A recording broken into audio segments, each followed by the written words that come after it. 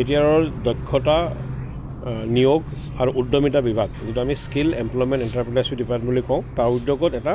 দক্ষতাৰ সজাগতা সভা ইয়াত আয়োজন কৰা হৈছিলে। ইয়াৰ মূল উদ্দেশ্য হৈছে আমাৰ যিবোৰ VCDC আছে আৰু প্ৰত্যেক VCDCত আমাৰ যিবোৰ ধৰক যুৱক যুৱতী বা ছাত্ৰ ছাত্ৰীসকল আছে, যিসকলক বিভিন্ন ধৰণৰ দক্ষতাৰ প্ৰয়োজন বা দক্ষতাৰ প্ৰশিক্ষণৰ প্ৰয়োজন, তাৰ প্ৰতি আমি এটা সজাগতা সৃষ্টি কৰিবলৈ আজি আমি বিভিন্ন VCDC, বিশেষভাৱে শ্ৰীৰামপুৰ সমষ্টিৰ আণ্ডাৰত যি 13টা VCDC আছে, তেওঁলোকৰ আমি বিভিন্ন ব্যক্তিসকলক ইয়াত নিমন্ত্ৰণ জনাইছিলোঁ। আৰু আমি বিশেষভাৱে এইটোৱে জনাইছোঁ যে আমাৰ ধৰক কেনেকুৱা ধৰণৰ দক্ষতা প্ৰশিক্ষণৰ কাৰ্যসূচীবোৰ হৈ আছে আৰু যাৰ পৰা আমাৰ ইয়াৰ যিবোৰ যুৱক যুৱতী আছে তেওঁলোকে কেনেধৰণে লাভান্বিত হ'ব পাৰে। তাৰ উপৰিও আপোনালোকে জানে যে আমাৰ ডিপাৰ্টমেণ্টৰ আণ্ডাৰত যিখন আমাৰ ITI বল্লামগুৰি আছে, ITI বল্লামগুৰিত কেনেকুৱা ধৰণৰ পাঠ্যক্ৰমবোৰ আছে, তাত কেনেধৰণে নামভৰ্তি কৰিব পাৰি, তাৰ উপৰিও আমি সবিশেষ আজি যিমানবিলাক আমাৰ অংশগ্ৰহণকাৰী আছিলে তেওঁলোকৰ আগত আমি দাঙি ধৰিছোঁ। আৰু আমাৰ উদ্দেশ্য এটাই যে আমাৰ গোটেই বিটিআৰ অঞ্চলত যুৱক যুৱতীসকল ভালদৰে খুব শৃংখলাবদ্ধভাৱে তেওঁলোকে যাতে দক্ষতা বিকাশৰ প্ৰশিক্ষণ পায় আৰু নিজকে যদি ধৰক কোনোবাই চৰকাৰী চাকৰি পালেতো ভাল কথা, চৰকাৰী চাকৰি যদি পাবলৈ সক্ষমো নহয়,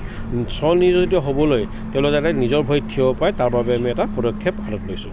চাওক, এতিয়া আমি জানো যে ভাৰতবৰ্ষৰ নিচিনা এখন দেশত সকলোৱে চৰকাৰী চাকৰি পাবলৈ সক্ষম নহয়। আমাৰ দেশত 5ৰ পৰা 8% ব্যক্তিহে চৰকাৰী চাকৰি পাবলৈ সক্ষম হয়। গতিকে যিসকলে ধৰক এতিয়া আমাৰ ছাত্ৰ ছাত্ৰী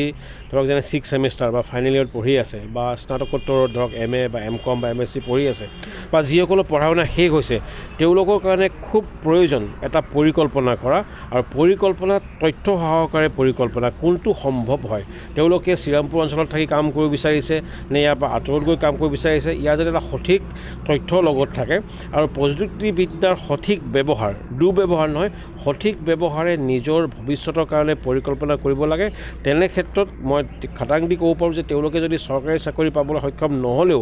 বিকল্প হিচাপে এটা অল্টাৰনেটিভ পাৰ্ট বা বিকল্প হিচাপে দেখিব স্বনিয়োজন বা এণ্টাৰপ্ৰিনাৰশ্বিপ বা নিজৰ উদ্যম গঢ়ি নিজৰ ভৰিত থিয় হৈ নিজৰ কাৰণে ভাল কৰিব, সমাজৰ কাৰণে ভাল কৰিব আৰু দেশখন আগুৱাই নিয়াত তেওঁলোকে আমাক সহায় কৰিব পাৰিব।